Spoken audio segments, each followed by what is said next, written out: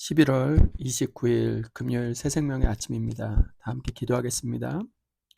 살아계신 주님, 하나님의 크신 은혜로 땡스기빙을 맞이하게 하시고 하나님께서 한 해 동안 베풀어 주신 은혜에 감사하며 주님을 기억하게 하시니 참으로 감사를 드립니다. 오늘 이 아침에도 살아계신 하나님의 말씀으로 우리의 삶을 비추어 주옵소서. 감사하고 살아계신 예수 그리스도의 이름으로 기도하옵나이다. 아멘.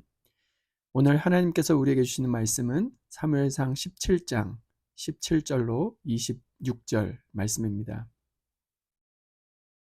이새가 그의 아들 다윗에게 이르되 지금 내 형들을 위하여 이 볶은 곡식 한 에바와 이 떡 10덩이를 가지고 진영으로 속히 가서 내 형들에게 주고 이 치즈 10덩이를 가져다가 그들의 천부장에게 주고 내 형들의 안부를 살피고 증표를 가져오라. 그때 사울과 그들과 이스라엘 모든 사람들은 엘라 골짜기에서 블레셋 사람들과 싸우는 중이더라. 다윗이 아침에 일찍이 일어나서 양 지키는 자에게 맡기고 이새가 명령한 대로 가지고 가서 진영에 이른즉 마침 군대가 전장에 나와서 싸우려고 고함치며 이스라엘과 블레셋 사람들이 전열을 벌이고 양군이 서로 대치하였더라.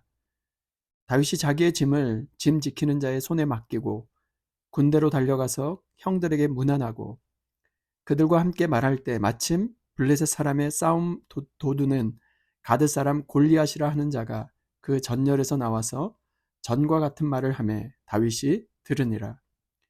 이스라엘 모든 사람이 그 사람을 보고 심히 두려워하여 그 앞에서 도망하며 이스라엘 사람들이 이르되 너희가 이 올라온 사람을 보았느냐? 참으로 이스라엘 모욕하러 왔도다. 그를 죽이는 사람은 왕이 많은 재물로 부하게 하고 그의 딸을 그에게 주고 그 아버지의 집을 이스라엘 중에서 세금을 면제하게 하시리라. 다윗이 곁에 서 있는 사람들에게 말하여 이르되 이 블레셋 사람을 죽여 이스라엘의 치욕을 제거하는 사람에게는 어떠한 대우를 하겠느냐? 이 할례 받지 않은 블레셋 사람이 누구이기에 살아계시는 하나님의 군대를 모욕하겠느냐? 아멘. 저는 오늘 이 본문으로 살아계시는 하나님의 군대를 모욕하느냐는 제목으로 하나님의 은혜를 나누고자 합니다. 이스라엘과 블레셋의 전투가 계속되는 때였습니다. 이스라엘은 어떠한 해법도 방법도 보이지 않습니다.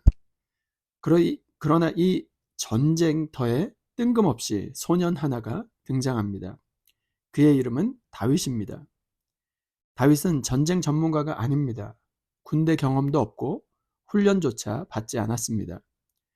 다윗은 베들레헴 에브라스의 이새라는 늙은 노인의 8번째 아들로 군대 가기에는 어린 나이라 집에서 양을 치면서 음식과 전쟁 물자를 전쟁터에 있는 새 형들에게 전달하는 허드렛 일을 하고 있었습니다. 다윗은 형들에게 음식을 가져다 주고 형들의 안부를 살피고 오라는 아버지의 심부름을 받았습니다. 오늘 말씀 가운데 등장하는 하나님의 사람 다윗을 통해 우리의 삶 가운데 수많은 전쟁과 같은 상황 앞에서 어떻게 반응하며 나아가야 할지를 말씀을 통해 교훈을 얻고자 합니다. 다윗이 아버지의 심부름으로 전장터에 도착했을 때 전투가 한창 시작되는 중이었습니다. 다윗은 형의 안부를 알아보기 위해 짐 지키는 자에게 맡겨두고 전쟁터로 달려갑니다. 22절 말씀입니다. 다윗이 자기의 짐을 지키는 자의 손에 맡기고 군대로 달려가서 형들에게 문안하고 다윗은 자기의 짐을 맡겨두는 곳에 짐을 맡기고 군대로 달려가서 형들을 문안합니다. 그런데 이 장면은 사울의 모습과는 전혀 상반됨을 알 수 있습니다. 사무엘상 10장 20절 말씀입니다. 그러므로 그들이 또 여호와께 묻되 그 사람이 여기 왔나이까? 여호와께서 대답하시되 그가 짐보따리들 사이에 숨었느니라 하셨더라. 다윗은 그 짐을 짐 지키는 자의 손에 맡기고 군대로 달려가 형들에게 문안하지 않았습니까? 그런데 사울은 짐 뒤에 숨지 않았습니까? 다윗은 처음부터 사울에게 없었던 영적인 활력이 느껴지지 않습니까? 바로 이때였습니다. 다윗은 골리앗이 허풍을 떨면서 이스라엘 군대를 모욕하는 말을 듣게 됩니다. 사무엘상 17장 23절 말씀입니다. 그들과 함께 말할 때 마침 블레셋 사람의 싸움 도두는 가드 사람 골리앗이라 하는 자가 그 전열에서 나와서 전과 같은 말을 하매 다윗이 들으니라. 골리앗은 매일 나와서 이스라엘을 모욕하는 언사와 함께 이스라엘 군대를 도발하고 있었습니다.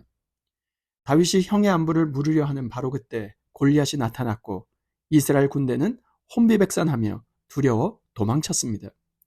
그런데 이스라엘 사람들이 도망치면서 심히 두려워한 이유가 무엇이었을까요?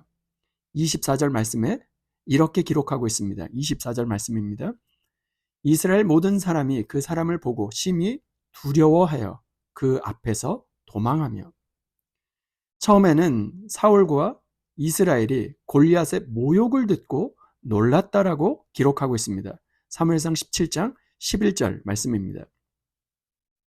사울과 온 이스라엘이 블레셋 사람의 이 말을 듣고 놀라 크게 두려워하니라. 그런데 이제는 골리앗의 모습만 보고서도 놀라 도망치고 있습니다. 어쩌면 모든 이스라엘의 눈과 귀는 골리앗으로 인하여 눈멀게 되었고 귀가 먹게 된 것이 아닐까요? 오늘 우리는 무엇으로 인하여 두려워하고 있습니까? 무엇으로 인하여 우리의 눈과 귀가 멀게 된 것입니까?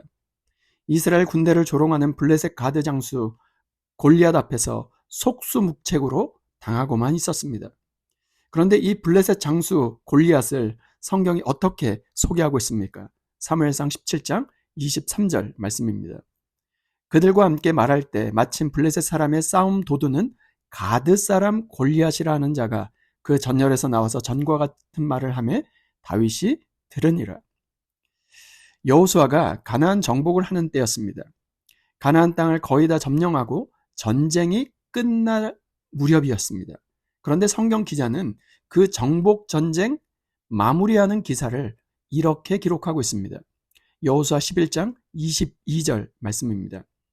가드와 가사와 아스돗에만 약간 남았더라. 왜 그랬을까요? 지중해 해변에 아주 작은 성, 그 성읍은 남겨두어도 이스라엘에게 큰 위협과 위험이 안 된다고 판단했기 때문입니다. 비율로 따지면 98%그 가나안 땅을 점령하고 얼마 남지 않은 불과 2%에 불과한 지역 정도가 무슨 문제가 되겠느냐는 것입니다. 그런데 가나안 점령과 그 가나안 땅 정복 전쟁은 이런 힘의 논리의 싸움이 아니었습니다. 하나님의 말씀에 순종하는가 그렇지 않은가의 싸움인 것이었죠. 하나님께서 진멸하라고 하셨으면 그대로 순종했어야 하는 것입니다. 가드와 가사와 아스돗 이 세 지역은 블레셋의 실질적인 요충지였습니다. 그런데 지금 이스라엘 군대를 조롱하고 있는 골리앗이 바로 가드 출신입니다. 무엇을 심든지 그대로 거두는 것입니다. 여호수아 시대에 남겨두었던 그 땅으로 인하여 지금 골리앗을 만나게 된 것입니다. 하나님께서 오늘 우리에게 무엇을 말씀하고 싶으신 것일까요? 하나님의 말씀대로 진멸하지 못했던 그 가드에서 온 이스라엘을 모욕하는 골리앗이 나온 것입니다. 힘의 논리로 남겨두었던 그 가드에서 그 힘의 세력으로 감당할 수 없는 어마어마한 존재가 일어난 것입니다. 이스라엘이 의지했던 힘이 얼마나 무력한가를 지금 말씀해주고 있는 것이죠. 오늘 우리는 어떻습니까? 하나님께서 말씀하신 그 말씀대로 즉각적으로 순종할 수 있는 저와 여러분 모두가 될 수 있기를 주님의 이름으로 축원드립니다. 골리앗의 기세 앞에 이스라엘의 군대는 기가 꺾이게 되었고 그의 모욕을 듣고 두려워 떨면서 눈멀고 귀먹은 존재가 되어버렸습니다. 그때 다윗이 곁에 섰는 사람들에게 이렇게 말합니다. 오늘 본문 말씀 26절 말씀입니다. 이 할례받지 않은 블레셋 사람이 누구이기에 살아계시는 하나님의 군대를 모욕하겠느냐. 다윗은 이 전쟁의 상황을 힘, 무기가 많고 적음, 군사력의 크기의 싸움으로 이해하지 않았습니다. 다윗은 어떻게 이 전쟁을 이해하고 있었습니까? 이 할례받지 않은 블레셋 사람이라고 말하고 있습니다. 이 싸움을 살아계신 하나님의 군대, 즉 하나님의 전쟁으로 이해하고 있는 것입니다. 정말로 하나님이 살아계시다면 블레셋 가드 사람 골리앗의 모욕을 어떻게 그대로 내버려 둘 수가 있겠는가 하는 것입니다. 오늘 우리의 삶에 다가오는 모든 일을 어떻게 반응하고 계십니까? 힘의 논리가 아닌 살아계신 하나님의 주권에 달려있는 전쟁임을 기억할 수 있기를 소원합니다. 오늘 우리의 삶 가운데 다가오는 세상의 골리앗과 같은 전쟁과 같은 문제들 앞에서 살아계시는 하나님을 의지하며 전쟁은 하나님께 달려있음을 선포하며 하나님의 살아계심 앞에 겸손히 엎드려 나아가 영적으로 승리할 수 있는 저와 여러분 모두가 될 수 있기를 주님의 이름으로 축원드립니다. 이 시간 받은 말씀과 공동의 기도 제목을 가지고 함께 기도하겠습니다. 첫 번째, 우리의 삶에 다가오는 세상의 골리앗과 같은 전쟁 앞에서 힘의 논리가 아닌 살아계신 하나님의 주권에 달려있는 전쟁임을 기억하게 하여 주옵소서. 두 번째, 땡스기빙 데이를 통해 하나님을 기억하고 감사하며 찬송할 수 있게 해주심에 감사하며 이번 주일부터 시작되는 대강절을 통해 예수님의 복된 탄생을 기억하고 기쁨으로 기다릴 수 있도록 주여 은혜를 베풀어 주옵소서. 공동의 기도의 제목과 각자의 기도의 제목을 주님께 올려드리며 함께 기도하겠습니다.